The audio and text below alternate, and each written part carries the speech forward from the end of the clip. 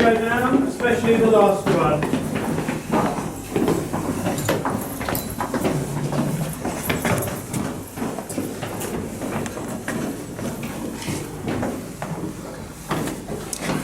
That's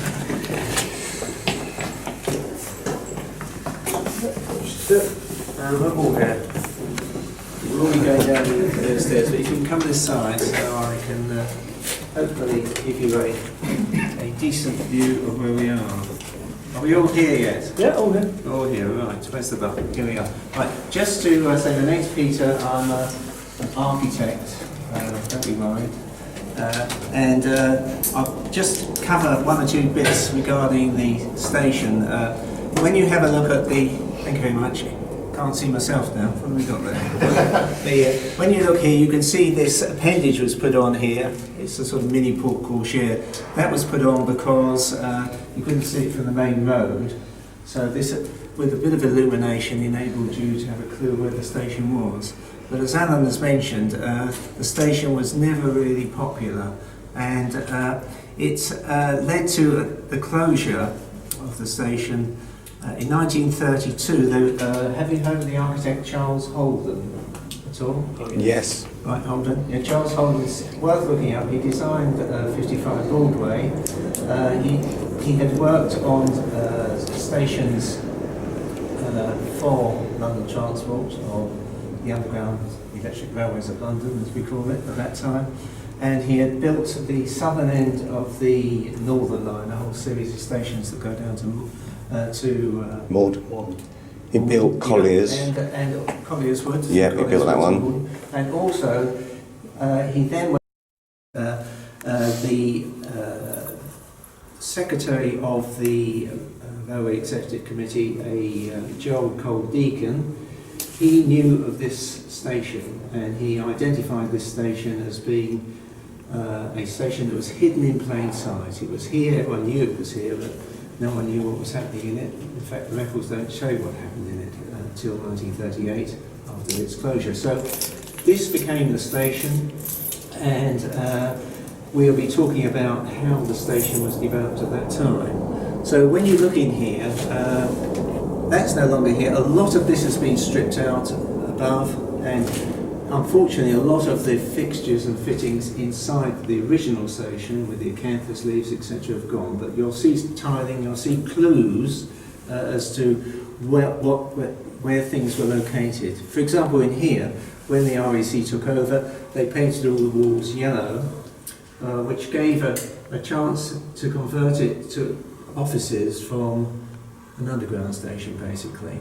So when the station was closed, the lifts were taken out. That's the two trapezoidal lifts that we'll look at later on, where the hole was, 23-foot diameter hole for the lifts.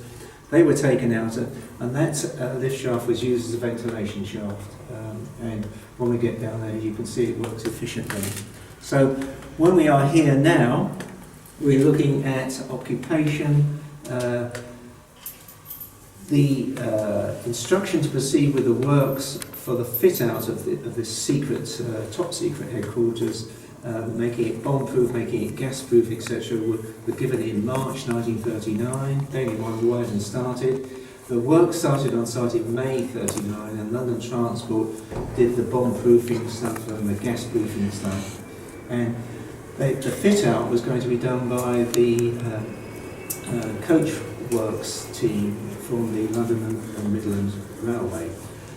They hadn't finished the work when war was declared on the 3rd of September 1939, and at that time they came straight in to the premises, although they were not completed. We'll be looking at a lot of things down there, and a lot of the things that have been put in, like these gas things, have gone. That door there was a gas door.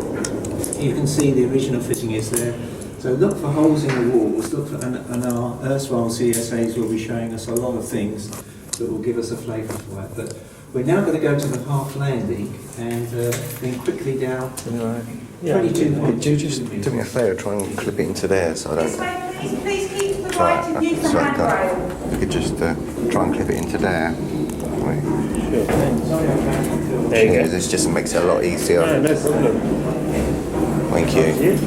Thanks.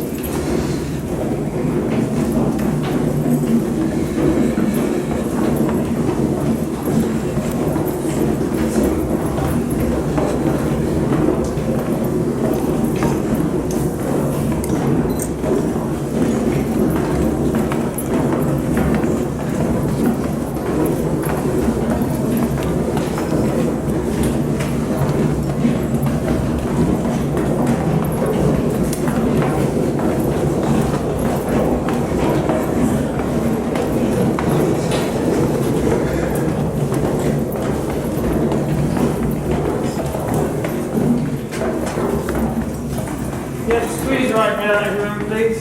Thank you. You'll see where we are now is on a half landing. On these emergency stairs, it's very, very rare to have a half landing. So you're on one of the only few half landings here. This door is significant.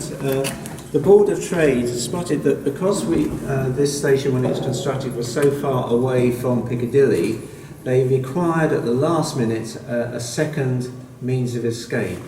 And we'll be going down below and then coming up this second means of escape, which is a second flight of stairs to get you to here. So that is very, very much an unusual feature of the building. One or two things to point out. Firstly, you'll see the keystone above, which is a classical Leslie Green feature. Very Art Deco, though this was way before Art Deco really came to prominence.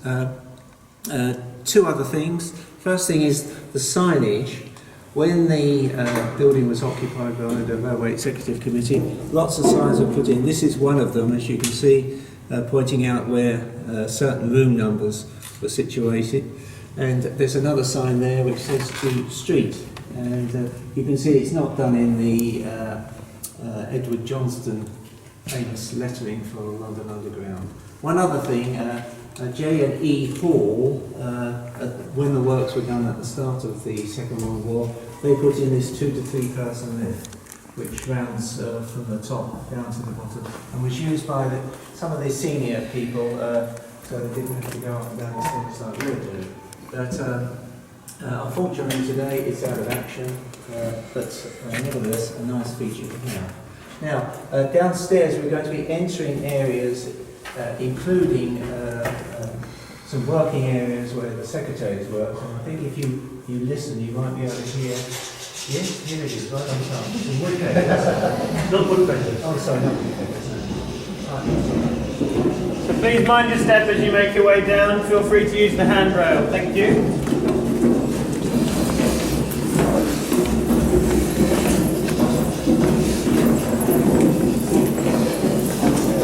Careful when you go up here, so the treads are not as wide there. So Okay, I'll be careful.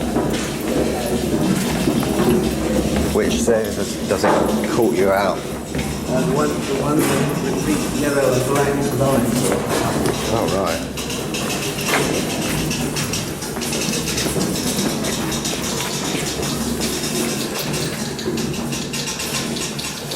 Thank you very much. Well, what's that noise then? Who can tell me? Typewriters, of course. Ladies and gentlemen, we're now in the typing hall. This is what the noise would have greeted the Railway Executive Committee members as they descended down the stairs here.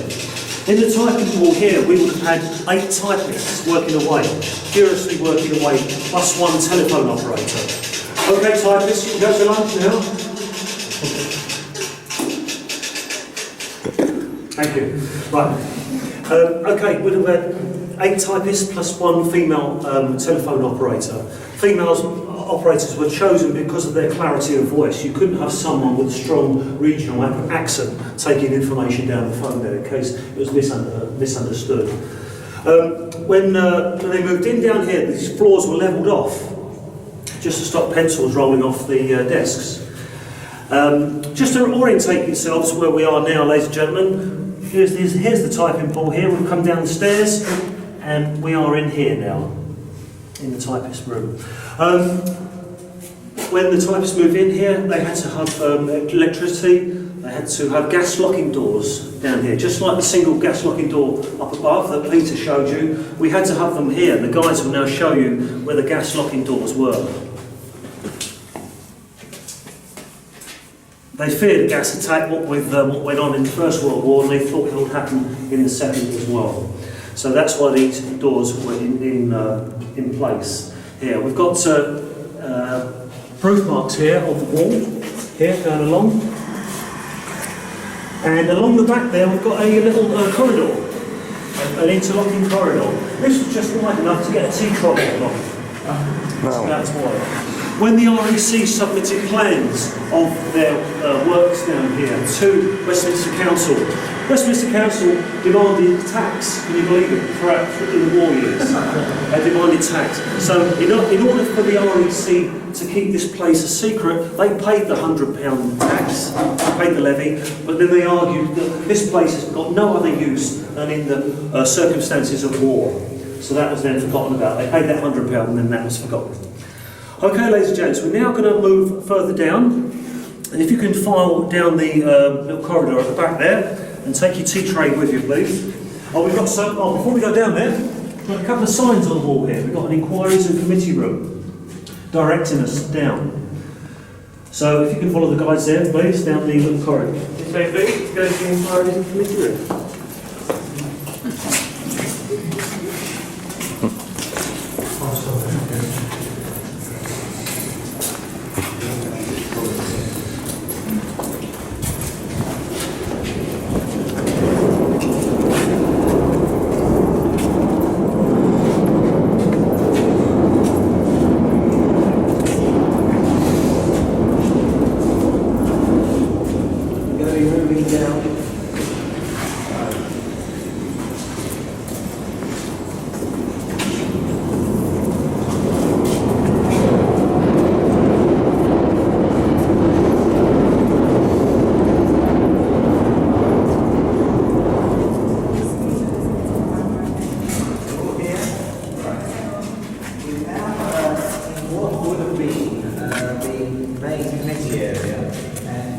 Lovely.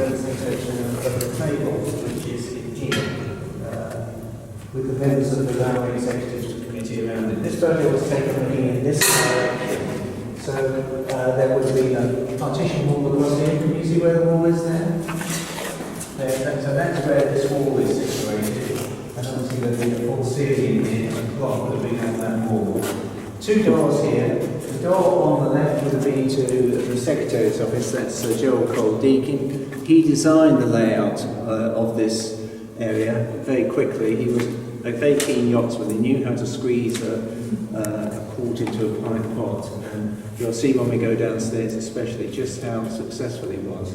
So his office was there and was the biggest office, amusingly. And on this side here was the chairman's office, so this room, in the full width of the corridor, if you were a secretary and you wanted to get downstairs where all the other facilities were, you'd have to go up the stairs, across through that door that we were looking out on the half landing, down the staircase, come out there, go there. Such was the importance of this office, but they needed the width, and as you can see, this green or this yellow paint abounds throughout this area here. Now, the makeup of the committee, I'll show you the three key people in the middle. If I can switch this on. In the centre here is Sir Ralph Wedgwood. He had worked in the First World War in the Railway Executive Committee and worked for North Eastern Railways and was a senior executive with them. So he was a natural person to be leading this committee. To this side is our secretary, Cole Deacon, and on the other side is Frank Pitt, who come from London Transport. Bearing in mind the five main companies that were taken over by the government were Great Western Railways, North Eastern Railways, London and Midland Railways, and Southern Railways. Plus, of course, the final part of the jigsaw puzzle, London Transport. So they were then known. So they were the main instigators. All these people most of them were knighted during the course of the Second World War. Sir Ralph Wedgwood, do you know the name of Wedgwood? Rings a bell. He had a brother called, would you believe, Josiah Wedgwood IV, who was the Member of Parliament for Newcastle under Lyme. Both of those were very much moving in high society and working with government and very much working alongside Winston Churchill. And it was because of that link with the government that they were able to persuade Winston Churchill to come down here during the part of the Second World War, and we'll be coming on to that at one of the other stops. Now, we've looked at what's happening here. So Ralph Wedgwood, any of you into railway engines? Surely there's one of you here. Excellent. There's always one, I suppose. So Ralph Wedgwood had a steam locomotive named after him. It was called Sir Ralph Wedgwood. That was bombed in the Second World War, and so they then named another steam engine after him, which I think is a 4484 or something like that. It's a class of 46. Right, there we are, just testing it, right, excellent. But it just shows you the quality of the people they had here. A lot of them retired, but when Frank Pick retired, he passed away in 1941, Lord Ashfield from London Transport took his position on the board. And they used to work here every day. They had a committee meeting at the start of the war. When we started to get into a system where things were working efficiently, they then went to once or twice a week. But now, this is offices. What do you need with offices to make for comfortable accommodation? Toilets. Toilets, right. And I'll pass you over to my top toilet supremo here who will tell us all about that. Thanks very much. Okay, ladies and gentlemen, we're now going to ascend this staircase. We're going to have a look at the toilets and bathrooms as we ascend up to the top. Please note the fittings were not by Wedgwood, but they were by Royal Dalton.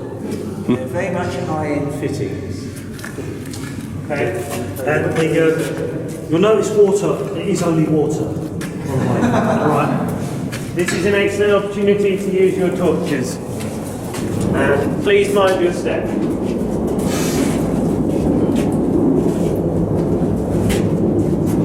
Lovely.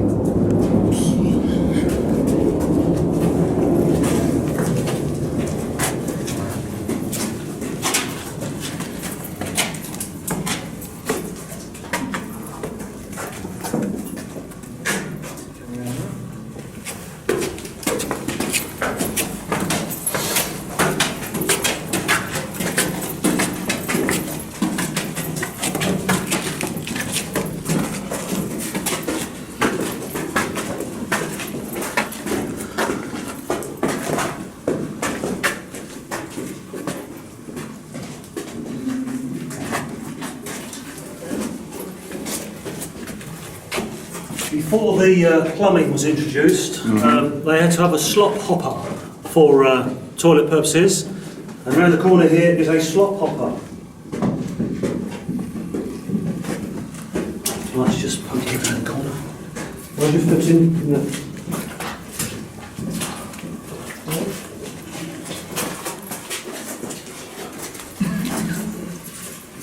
Lovely. A fire extinguisher bracket. Alright. And 6 there. That's not supposed to be out there, by the way. There's an old boiler. An old boiler taken. That takes you back. Yeah, an isolating switch. Yeah. The old lead piping down there. Alright.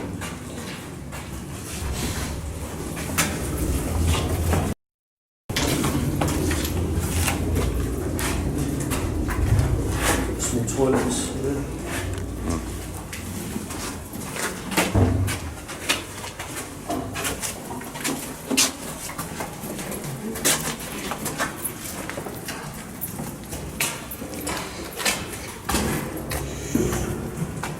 Just wait there for a minute. Just wait on the stairs. Thank you. While the rest of the group comes through.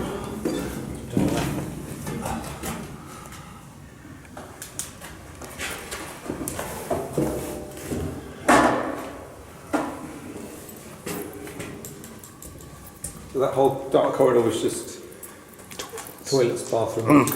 Yeah, that's they had to build that extra corridor for safety for the exit. You know, so that's what delayed the opening of the station by 3 months. Oh, I see. Should have opened in 07, but it opened in I see. 06. It looks like a normal Yeah, tunnel, yeah. doesn't it? Right. I see. And it opened in 07.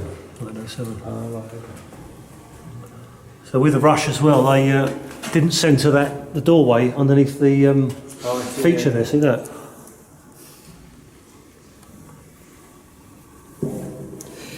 So I don't understand. I mean, certainly most underground stations have only got one exit, which is back up through the main tunnel. So Yeah. what's the difference with this one? Leslie Green stations did only have one exit. Right. But they said, no, you've got to have another one as well. What, in 1907? Yeah. Right. What was the exception of this one? I don't know.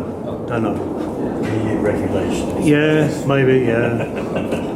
League of Nations. We are finding out stuff every week. We're finding out about this place. You know, we don't have all the information on it, but only what we've discovered. How are we doing? We still everyone. coming through? Well, I'm halfway, so No, are we still coming through? yeah, got about another 6. 6 people. You want to leave it down? Leave it down.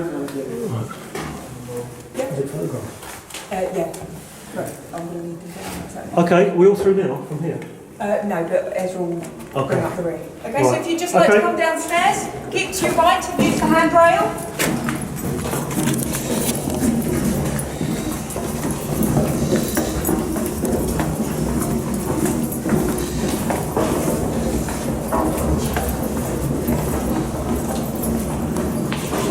Just be aware of the uneven floor.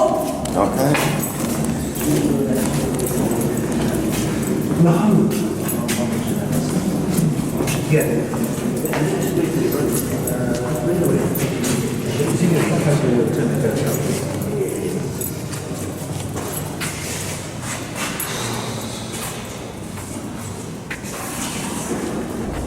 Right, we're going to be focusing on this area here now. Now, just to say, this was Gerald Cole Deakin's office, but we're not all here, are we? No, I've got another 3 of them.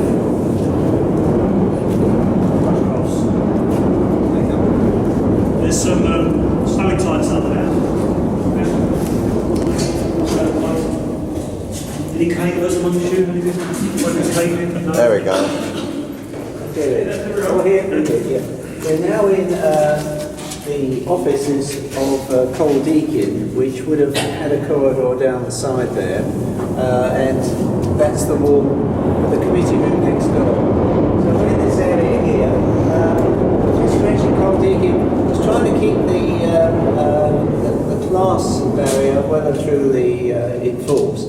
And he actually ordered some monogrammed towels and parrots for the senior executives who were staying here. So the bathroom at the top there would have been decked out with really nice quality towels, whereas the rest of the staff had to struggle at the bottom of the stairs and whatever.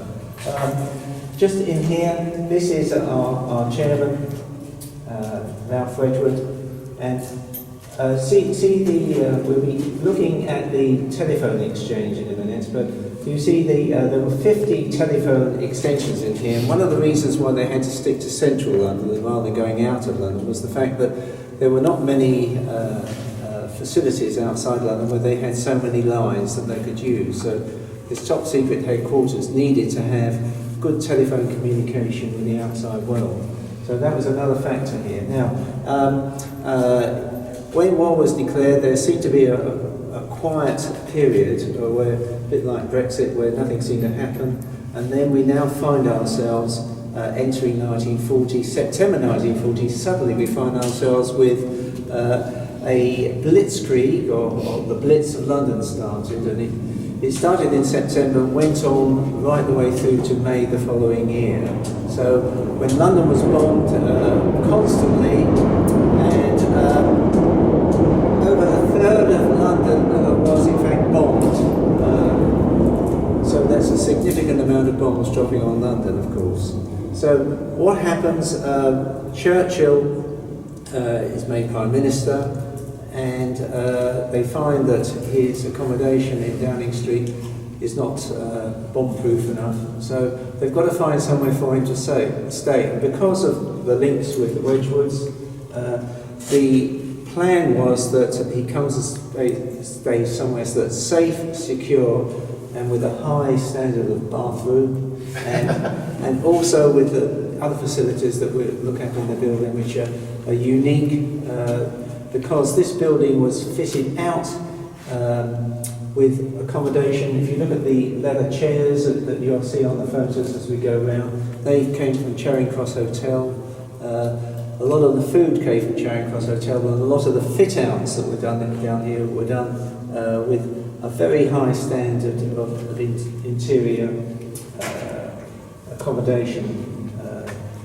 that was provided. Now, what happens? Churchill comes here in October. He wasn't here every night, but he actually, if we are in Cold Deacon's office, they put a camp bed for him down here, and he would spend the night on this camp bed, getting peace and quiet. And how did he achieve peace and quiet? Because all the clocks were electronically linked in. Cold Deacon arranged that the clocks would go off at 7 o'clock in the evening and they wouldn't tick through the night, and then they'd switch them on at 7 o'clock in the morning. So he had a good night's sleep. The building was air conditioned, so he could smoke his cigars and without any fear of fogging up his office or bedroom. Other things that needed to take place within the building were, we've done the toilets, we've got sorts of facilities that we've got an office. Now, on this floor, all the walls were taken out, but downstairs we've got a fully fitted out set of offices to look at. So don't worry about just reaching look at tomorrow. One other thing I must say, and that is that when Churchill was here, he had a personal private secretary called John Colville, who wasn't meant to keep a diary but did keep a diary of what Churchill was up to in the war. He recorded that Churchill was down here, and he recalls that on the 14th of November that year there was a requirement where he says to Colville, "You're a young man, you come underground here, be safe. I want to go and look at what is happening with the bombing of London." So he went onto the rooftop at Whitehall, like James Bond did in one of his films, and he could see, waiting for the bombers to come. They didn't turn up that night because they bombed Coventry that evening, but in Churchill's memoirs he actually recalls the fact that he was up here and his secretary was down. John Colville became Sir John Colville. If you want to get a knighthood, you must work in government. Are there anyone in government here? Right, well, you're on the way to the top. Right. So Alf Wakeman became a baron, by the way. So that's another way of doing it, working for the railways. Now, we're now going to go downstairs, but there needs to be a proper safety briefing, which will be carried out by Isabella. Right. This way, please. Thank you.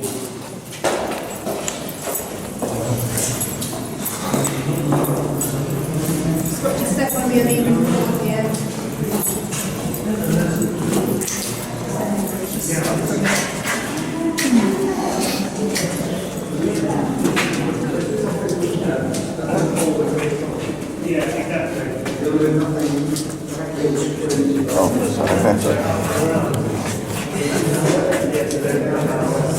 Right, can everyone hear me?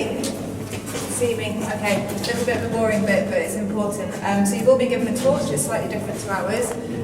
But first of all, if you could all, when you use it, try and point it downwards so it doesn't blind anybody. It's just a simple thing that keeps us all being able to see in the dark. We're going down to platform level. As you can hear, the train's going past. We cannot shine torches in the eyes of the driver. It might disturb them, stop them. We don't want to be doing that. The Green Park Station will be very angry with us.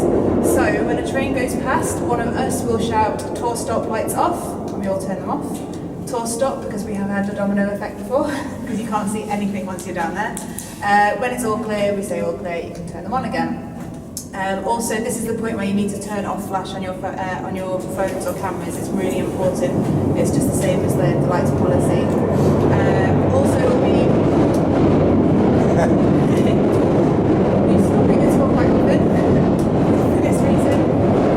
We're going to be splitting you a little bit, sort of sandwiching ourselves in between. So if somebody steps in front of you, really sorry about that. But we'll allow you all to gather in the rooms again. Quick thing, if you can't find the button on your torch, just hold it to yourself. That's the quickest way to turn it off. Don't get into a panic. We can't see anything once it's against your chest. Okay, this way please. Thanks very much, ladies and gents. Before we go down, I just want to point out there's another gas locking door here. As we go down, that's another gas locking door. And if there's any DIY people amongst you, we've got some wooden raw plugs up here. Now they use plastic, don't they? We've got wooden raw plugs they use. Thank you. This way please.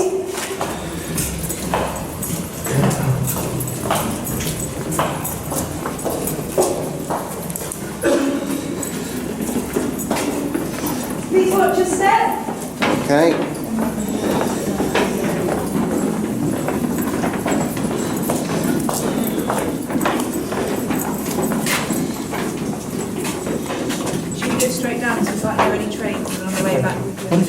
highlight that sign there, please? Yep. Ladies and gents, we've got a bit more signage over here. Been covered over those flaps. Okay, ladies and gentlemen, if you'd just like to look at these two signs, they don't look very much like 1930s railway signs, do they? The reason why they are here, this station is not a disused station, it's a non-functioning station.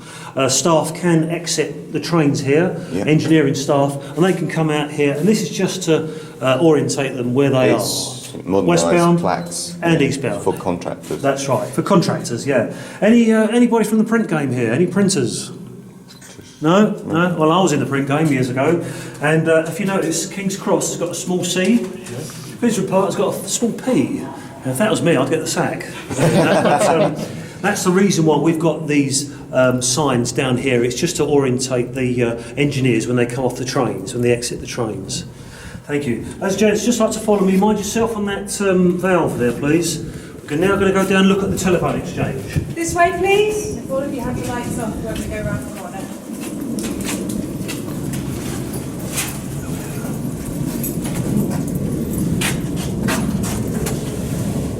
Wow.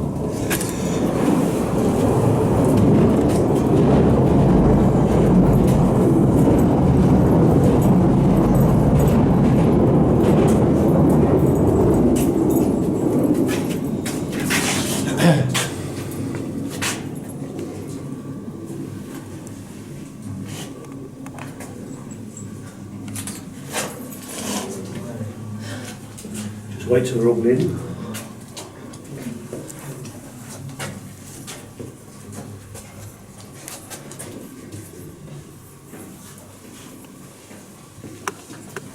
Mainly female operators for their clarity of voice. You could have a man with a regional accent. Even there's a picture of a man around the corner with a young lady, operators, but it was mainly females that operated these telephones. Behind you in here is a battery room. If we had a direct hit from above and it cut the power, we could use batteries to operate the telephones. You'll notice a lot of the grey paint everywhere on the walls here. We still don't know what that is for. It may have been there may have been people's addresses or written on the walls, and they just obliterated everything just for security purposes. We still don't know. As I say, we're finding out about Down Street every single week. If you see that telephone operating exchange there. That's where, have you seen the old black and white films where they put in the plugs? Yeah. What's it called, sir? What's that called? A console. Is it a console? Oh, yes. I'll tell you later. Yeah, okay. I'm sure you may have seen it from films where they plug it in, make the connection, yeah. It has been rumoured that the female staff down here would have been actually on drugs to keep them awake. Because they're working down here. They're working down here so much, you know. Just the aspirin. Yeah. Yeah, so this is it. When the Railway Executive Committee moved out of here in 1947, a lot of the equipment was taken up and removed. However, all this was left behind, I suppose because of the weight of it, the sheer weight is left behind. Beyond that red door is a siding, so I can't take you through there, unfortunately. There's a railway siding. And on the wall there, ladies and gents, just like to look behind you, that way out sign that's been exposed. That is called a cartouche. Anybody heard of that name? Cartouche. It's, I believe it's an Egyptian name, is it? Yeah. So that's the old sign off the platform here, off the eastbound Piccadilly line platform. Excellent. Okay, ladies and gentlemen, if we just like to progress, we're now going to go on to the messengers room. Please follow me out, and torch protocol will apply when we get onto the platform.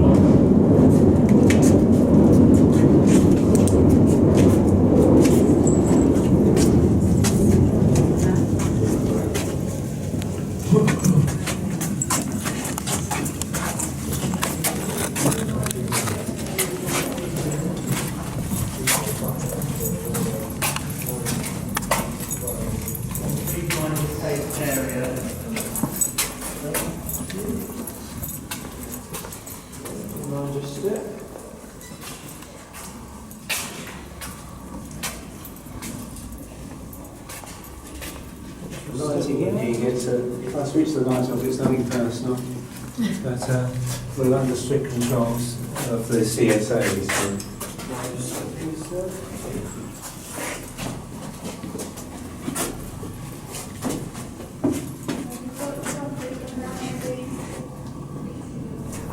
We'll have the lights out there, please. There we are.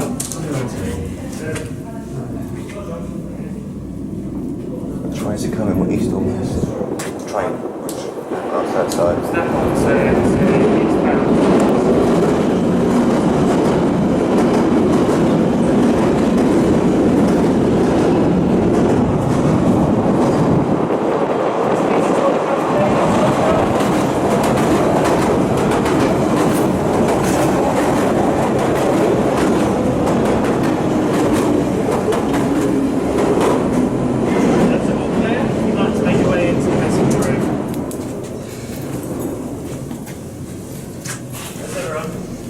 I'll only say this once.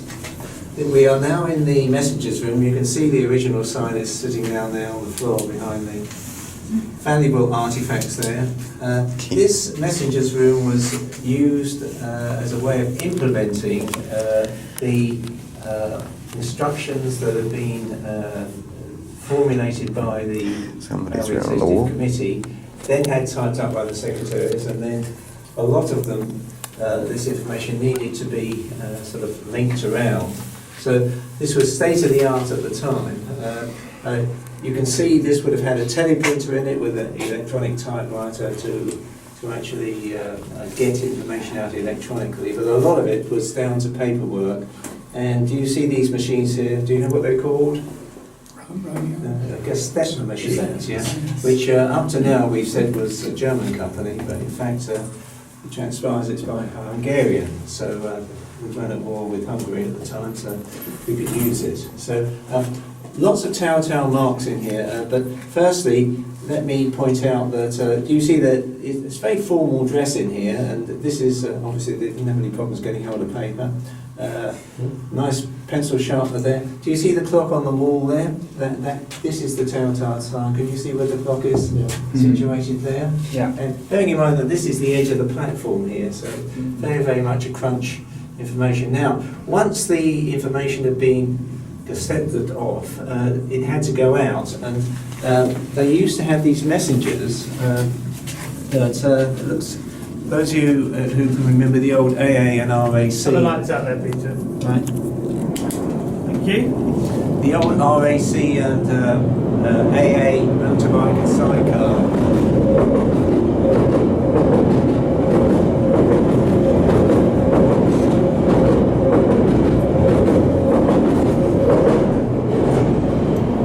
All clear? So they had a team of motorbike and sidecar people. Bearing in mind that this was meant to be a top secret facility, when they came to this particular down street station, you know that little mews entrance you saw there, they used to keep their bikes down there.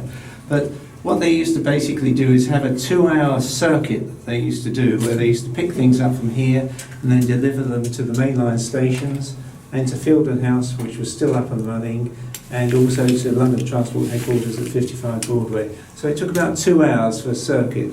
So they would run day and night as required. One of the motorcyclists, in fact, was female. Was her name Horswell or something? Where's he gone? Alan? Yep. Was it Horswell, the lady? That What's her name? Yeah, can you remember? Oh, I can't, sorry. Something like Horswell, that's my best shot at it. This is quite interesting that Lord Ashfield, after the war, he made this comment that throughout the blitzes and the extremely hard winters there have been since '39, these dispatch riders never faltered. They were very much appreciated, and a lot of the information regarding this was taken in into the Railway Gazette, which was published giving information on this top secret headquarters before the end of the Second World War. It must have been by then that they worked out that we were going to win the war, basically, otherwise pointless letting everyone know that we're here.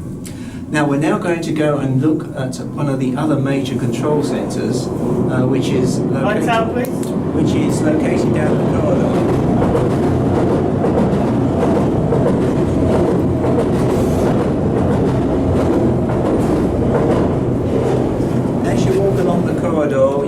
past a series of small compartments, as it were. There were offices and meeting rooms that were backup for the 40 or so staff that were working here. So shall we make our way down now? Right, okay, if you'd like to follow my colleague. This way, please.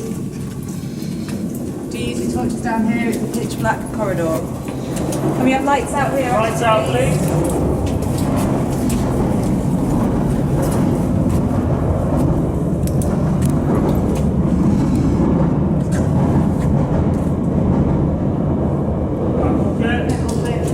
All clear.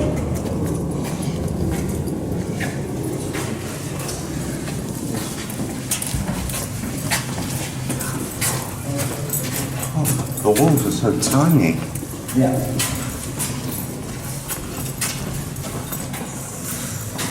Straight through here. Yeah. Could you just find down either side, please? That'd be Straight great. through here.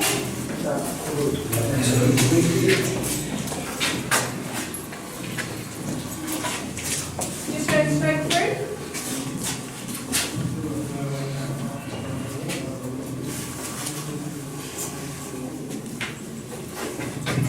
Just going through here.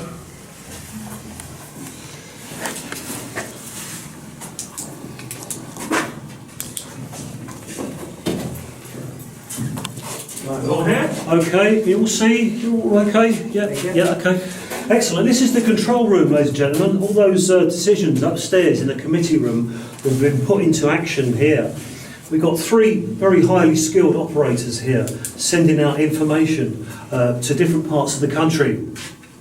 It must have been quite a busy, very busy working down here, because this gentleman has got actually 2 ashtrays here. You see? Cheeky. It must have been very stressful. He's also got lists of ambulance trains, trains for children, evacuation of children, and trains for munitions and food supplies. Again, they've got nice plush leather seats down here.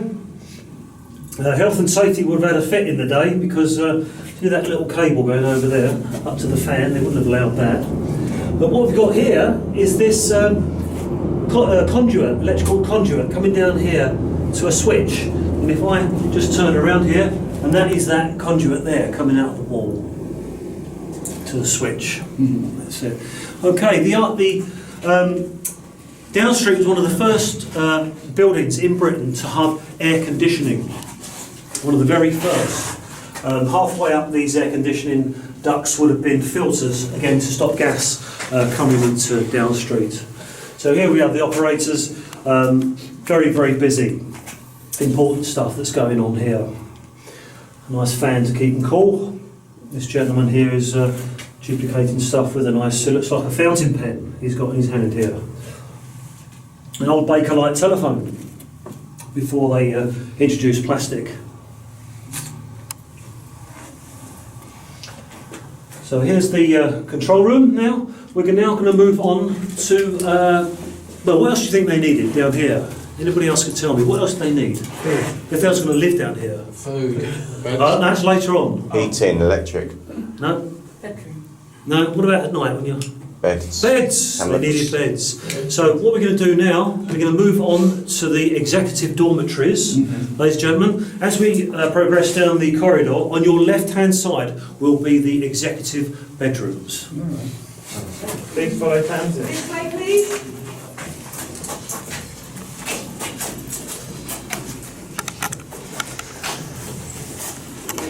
Just going to jump in here. Right. Oh, yeah, looks like it there.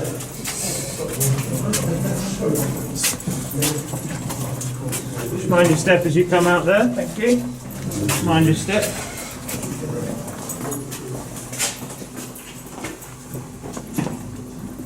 Oh, another.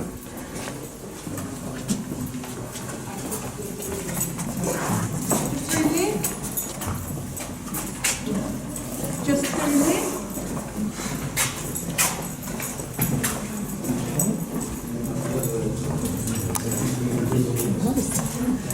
Straight through.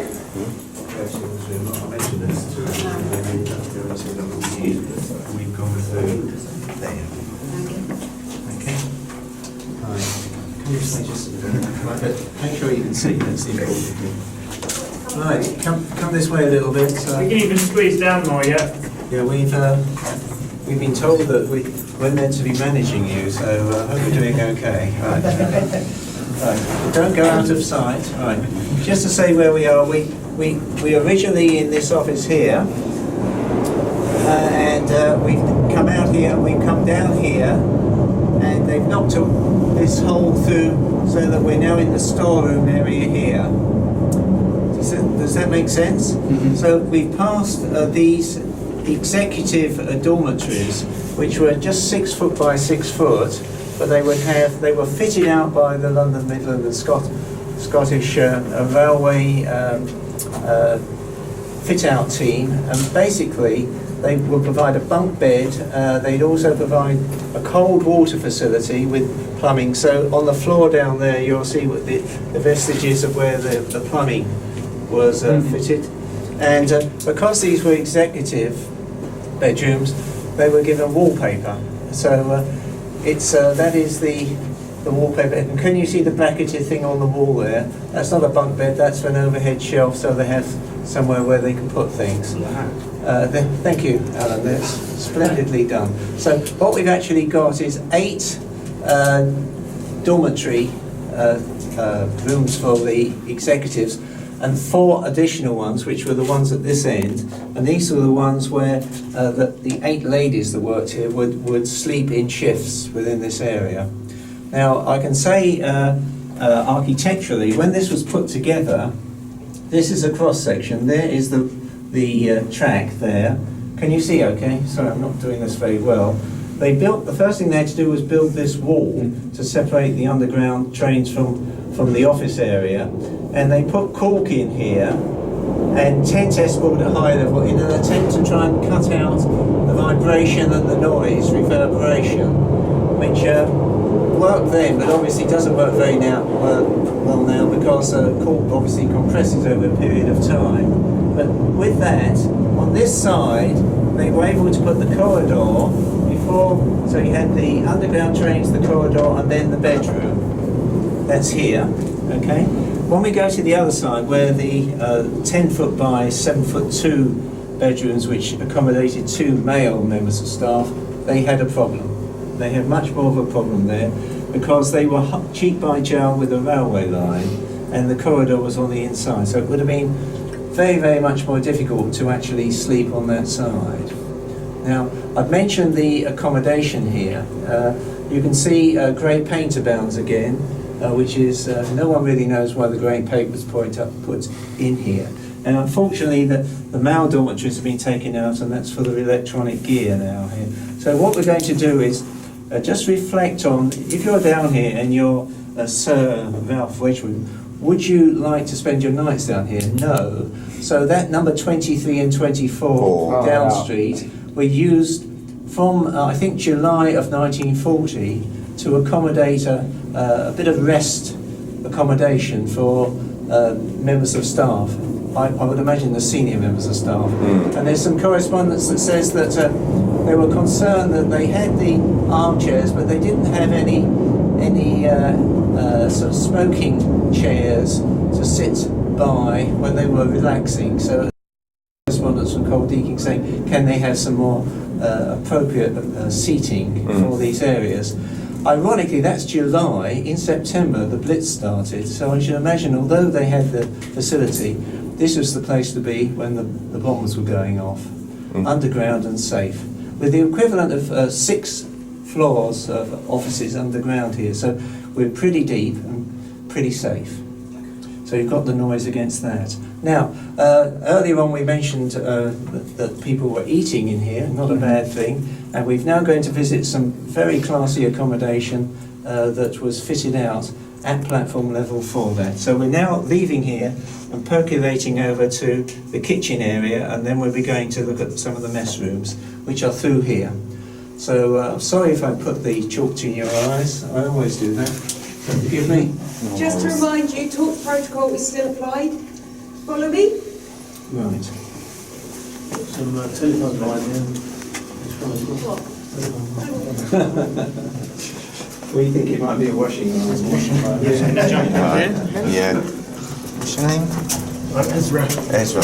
Ezra, is it? Before we go, is it possible that I could just get a shot of eastbound, westbound passing? Yeah. In different, both directions. I'm sure you'll be able It's just on camera. It's just so. Yeah, no, I'm sure that I need to change the battery in this one soon. There's another point where we watch the trains anyway, so... Oh, right, because I just want to get them all on film passing. Mind your step there, ladies and gentlemen.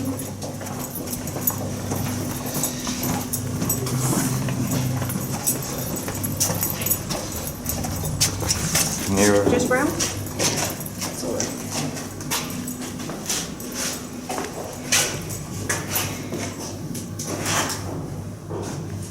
Can you just move along?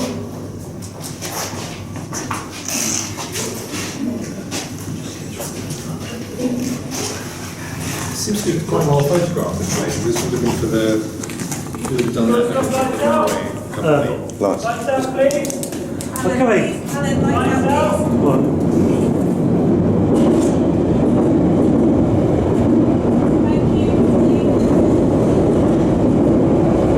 Yeah, these photographs would have been from the archives. Yeah. From the museum archives. Yeah, but I'm just thinking for a secret facility, it seems to be quite a lot of. They seem to have recorded it. You know, Yes. all the committee rooms. Yeah, and yeah. everything sat there. Oh yeah, yeah. So that would have been maybe from the railway point of view. Could have The been, government. yeah, that's right. Yeah, ladies and gentlemen, this is the kitchen where 27,000 meals were made throughout the Second World War. Yeah. We've got a head chef here, plus an assistant chef, plus head waiters and assistant waiters. Now, foods down here were off ration, which means they could get what they want really. They had luxuries like ham and cheese. Also, fat that was strictly rationed in the Second World War was used in abundance down here in the cooking, as we can see from the marks on the ceiling here. We've got ventilation extractor ducts there. Plus this is where the sinks would have been, with the splashbacks over there. A sink there, in the back there, that square sink. Can anyone name that sink? No. It's got a name. Yes, madam, yes, well done. Yeah, it actually has two names, a butler sink or a Belfast sink. That's the two names for them. Got a junction box up here, a fuse box. They've been very busy. Also, there were some uninvited guests down here. It's not rats, but cockroaches. They had a plague of cockroaches. Gerald Cole-Deacon wrote to the head of London Transport and said, look, you've got to sort this thing out. We can't have this. Because these cockroaches got everywhere, into the sleeping quarters and everywhere. These little dinosaurs that walk along and they're indestructible. They were down here quite a lot. You can see, again, this yellow paint, this lovely yellow paint that's all on the walls here. Again, to make it more homely. To make the building appear more homely. Just above you there, sir, we got a... where's where the clock was? You know the clock? Just on the corner. Where is it? Yeah? Yeah, that's where the clock... So that's where the clock was. So this is where... it must have been very hot down here when they were working away. Very, very hot. So, okay, ladies and gents, we're now going to move on. Go back. Lights off for a second, trains going past and away from here. Good old 73s.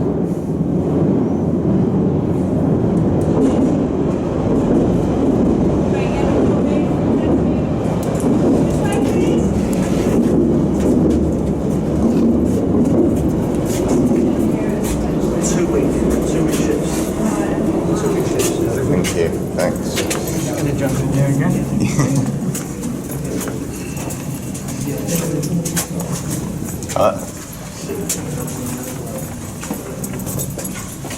And that's where they had the relaxation club. Mind your step here, don't want to step on this. Lights up, please. I can leave mine on, can't I? Better not.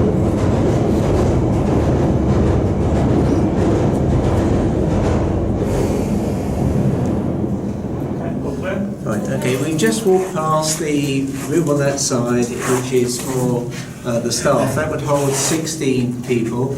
This particular room is the executive dining area, which would hold 12 people, 4 at each table there. And as you can see, this is very much silver service. Now what we've identified is this great link with the London and Midland Railway and Scottish Railways was that these guys here would be the sort of guys that were acting as waiters on that particular line. So they'd be seconded to here. And what we have here is a good idea as to what they were all about. I say silver service because it's tablecloths. I didn't know they had pepper grinders before the Second World War, but there we are. Some Gonzales sherry, which has come from the Charing Cross Hotel, no doubt, from their cellars. And also there's ashtrays on the table. You can see the clock there. So we're looking in this direction. You can see where the clock was. Can you see on the end wall at high level? One thing that doesn't show in here is really who was in here. We know Churchill was in here. We know that he entertained Ernest Bevan here during the war. And this was an area where a lot of key political conversations took place, bearing in mind that it was a coalition government. So there was a lot of agreement that had to be sought, because the parties were obviously not all Conservative or Labour. So if you've got someone in the office here, how do you handle it? Well, you tell him to go, and then if you want him to come and top your drinks up, you press the button and in he comes, and you have that sort of level of service. Apart from Peter's, which is facing that way. I'm okay, am I? Right, excellent. So what we've actually got is an area which has, you can see John Colville, do you remember the PPS to Churchill? Caviar, almost unattacked these days.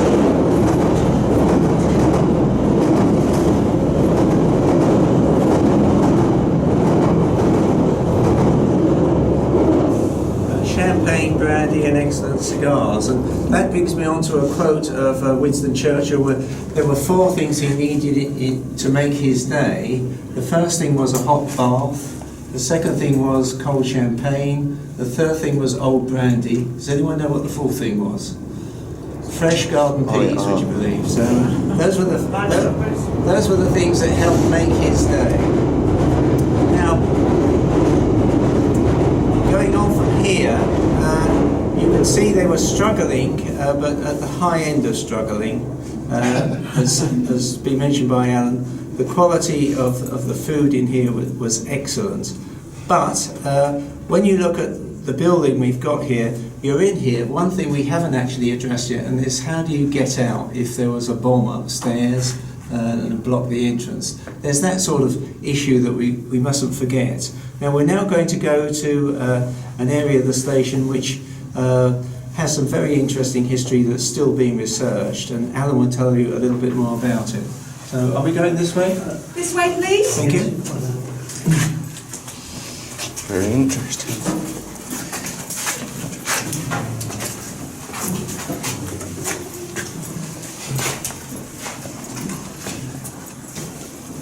Can you have points? You want to go? Keep often divided by 3 sections.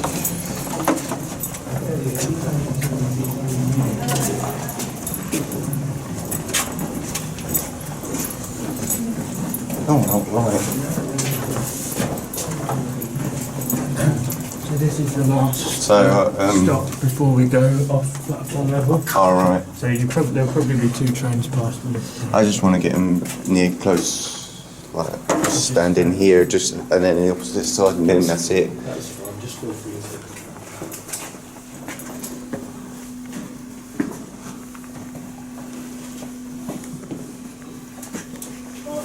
All through, excellent. Ladies and gentlemen, the REC had a unique way of travelling around London.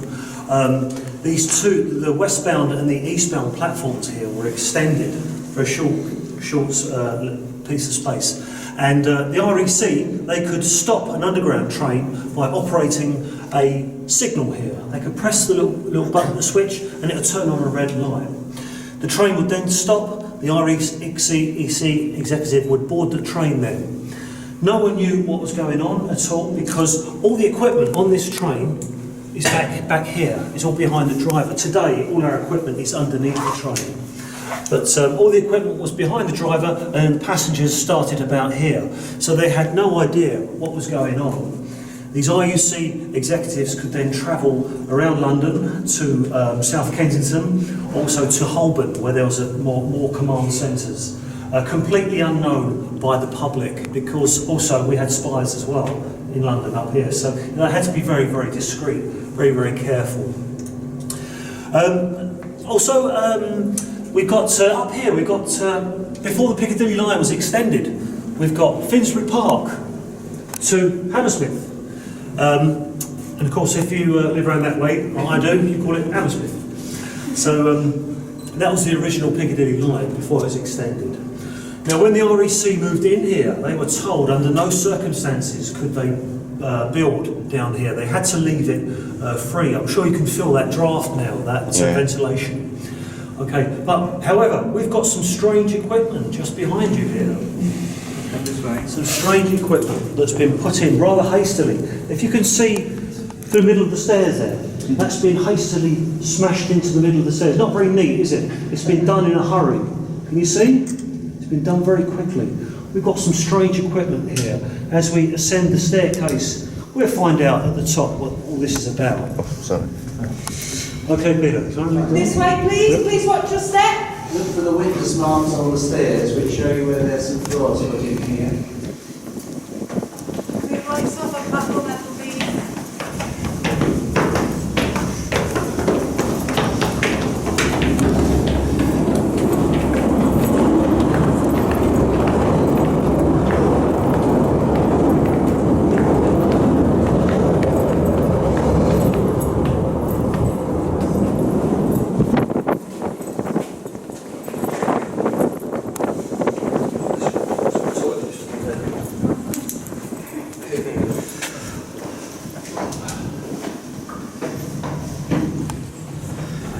Just to let you get a feel as to where you are here, we're just ascending. We came down this staircase here, which is where the committee room offices are, and we percolated around the platform as we've now come up the second staircase that serves this level. So we are standing at the top of the stairs here. I'm telling you that because it's very confusing when you walk around the building. But as Allison's mentioned, this was always meant to be a ventilation shaft here. Now, a letter came from a certain gentleman who we now know is Winston Churchill, asking that this area here be fitted out. So here's the letter that went from Cole Deakin, the Secretary of the REC, to the Chief Engineer, H.J. Green. A certain gentleman has requested us to arrange for a passage midway between the first and second landings to be converted for his use as speedily as possible. The plan prepared by your office has been approved, and it is desired that the work should be carried out as rapidly as possible.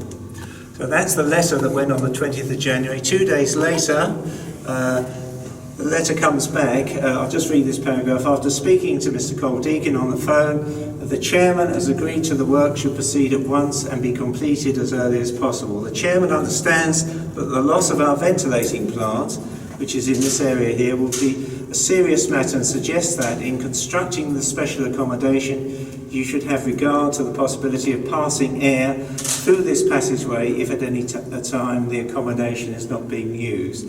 Please advise me hereof. So that's the correspondence. I can tell you this as an architect, that usually you produce a drawing, but when things are wanted in a hurry, you get an old drawing out and put the amendments on the drawing. And this drawing here is one of the original Leslie Green drawings that was produced for the works down here. And the works that were carried out, unfortunately, don't show what happened on the staircase here or along this passageway, but they do show a recess that was constructed at that time very close to the underground line, which is the one that you can just feel here, that being the width of the platform and the track, basically. So we're going to be looking at this area here, and also you can see there's some services that were running from there that wrap to the end here. So that's the part we're going to have a look at now. And Alan,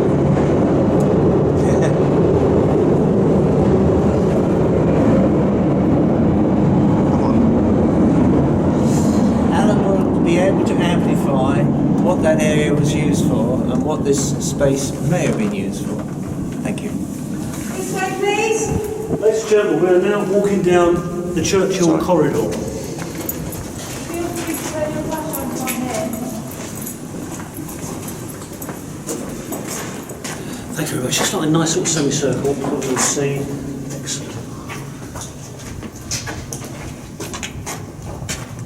Lovely. Thank you, Peter. What Peter was talking about there, back there, the telephone exchange, it was hastily drawn in on those plans back there. And here we have it here. We're discovering little things about this every single week.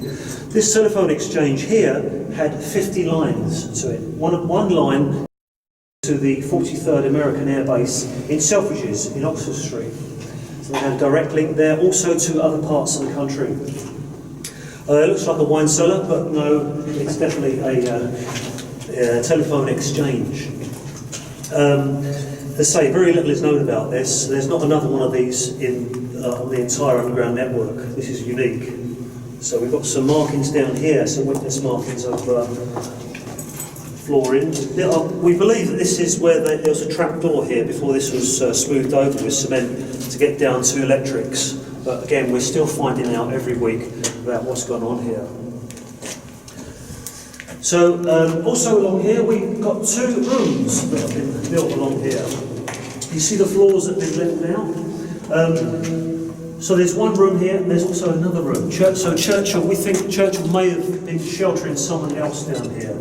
It has been suggested it was the King, King George VI, but we've now found out that he was sheltering at Windsor Castle, so that dismisses that. So obviously there was someone else important that he wanted to keep down here. We still don't know who it is, do we, Peter? We still don't know. There is talk that the Americans hadn't entered the war at the time that these works were carried out, and they think that this would be an ideal place for someone who was American, a high-ranking person over here, where they could be safe and secure and kept in secret. So that's another possibility, but unfortunately a lot of the paperwork has not been uncovered yet, and we don't know, it may have been destroyed, of course. But there's a couple of very, very important things. Now, can you feel this draft? This is because at the end of here, you know I mentioned the lift shaft right at the start. We're now going to be visiting the lift shaft. As we go down here, on the left, you'll see there's a bricked up opening, and if we could go through that bit of brickwork, we'd be on the staircase that had the toilets in that we looked in the other part of the tour. So that helps with orientation. If you look here, we know that these works have taken place because you see they've been plastered out as well. And obviously, if this was only a ventilating shaft, you wouldn't bother to put a skin coat of plaster over the tiling. Anyway, we're now heading in that direction. This way, please. Please mind your step.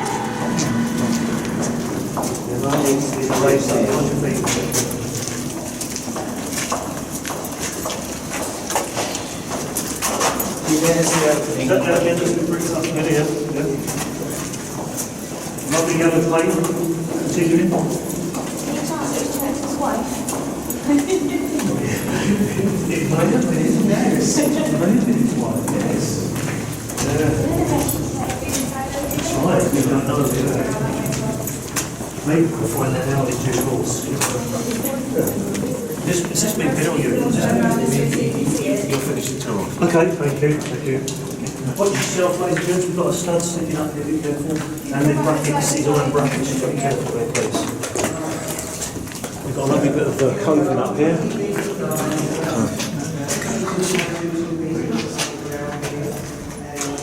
Just want to get a view of this lift shaft.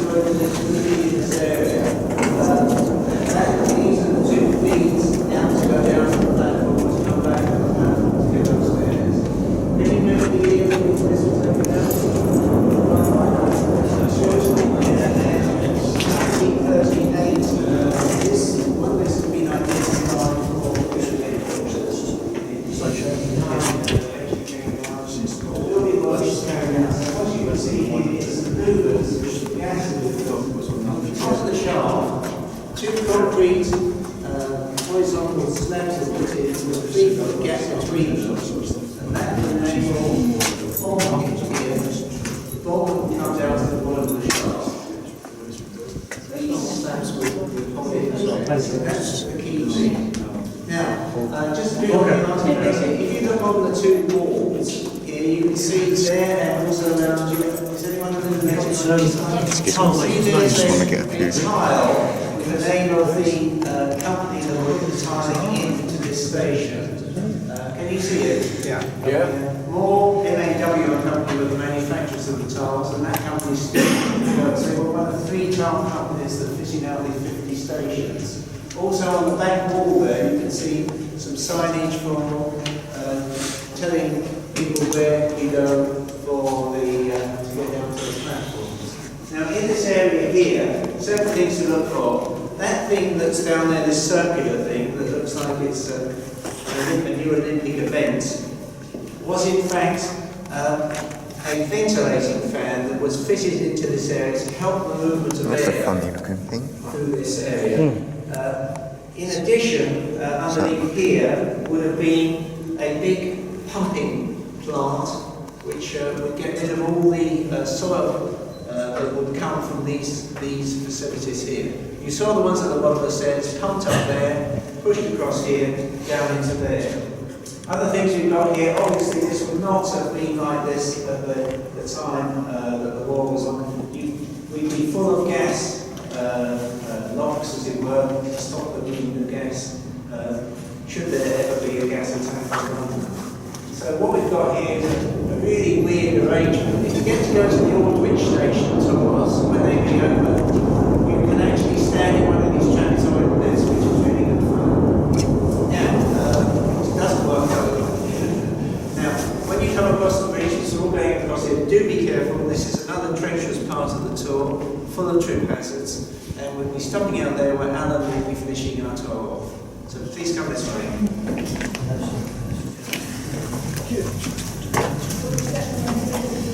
Very interesting.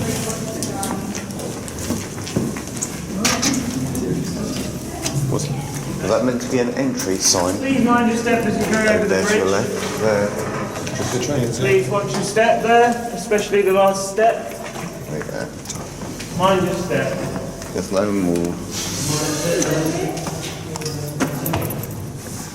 Please watch your step. Yeah. Definitely coming down here again after getting. Like it, it's nice. Good, isn't it? Yeah. Mind your step there. Yeah. Just waiting.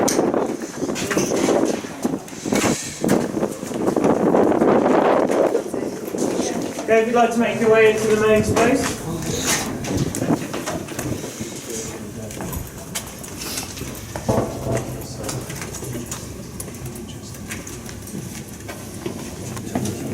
Great, that's everyone.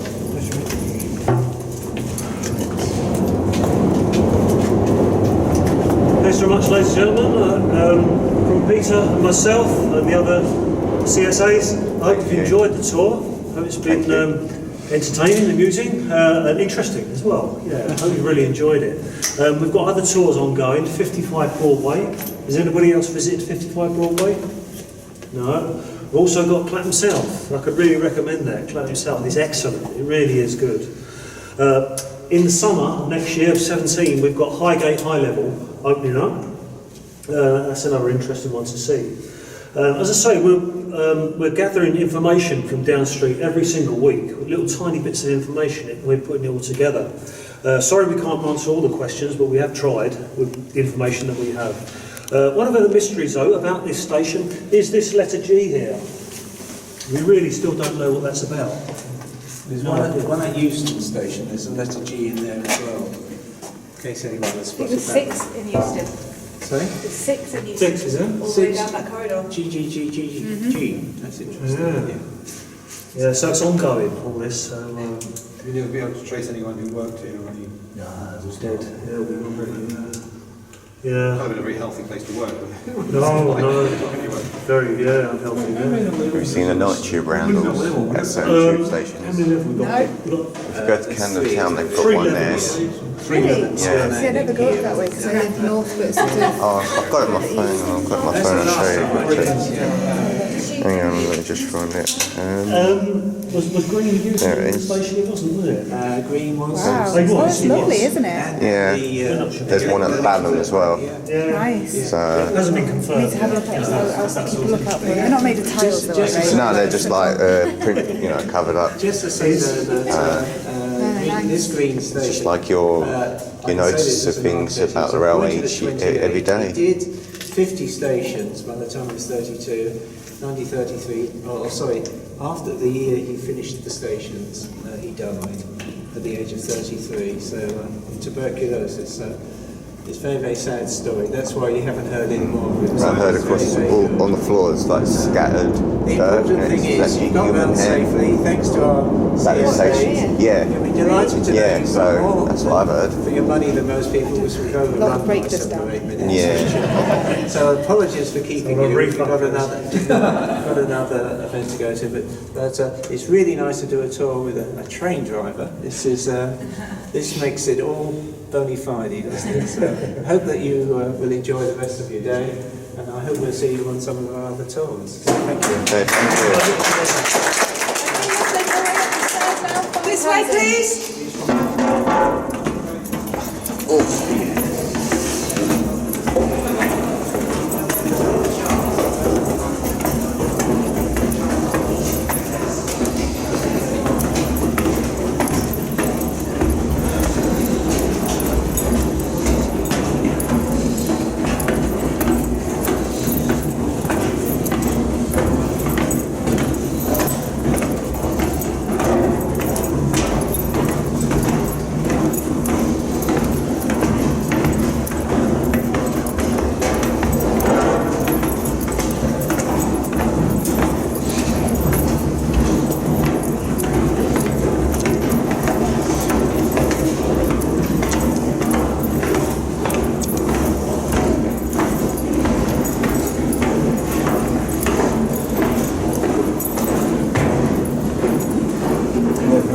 Never ending.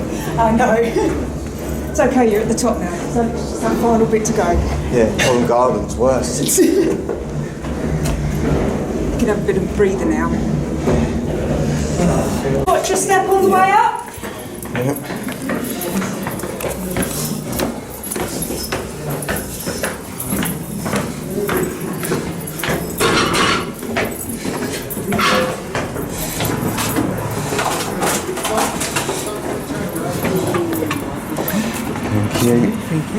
Just want to we talk to you in the basket. Yeah.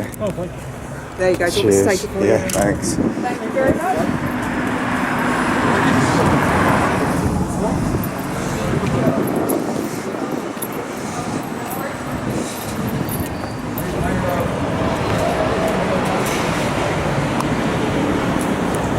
Oh, that was Down Street.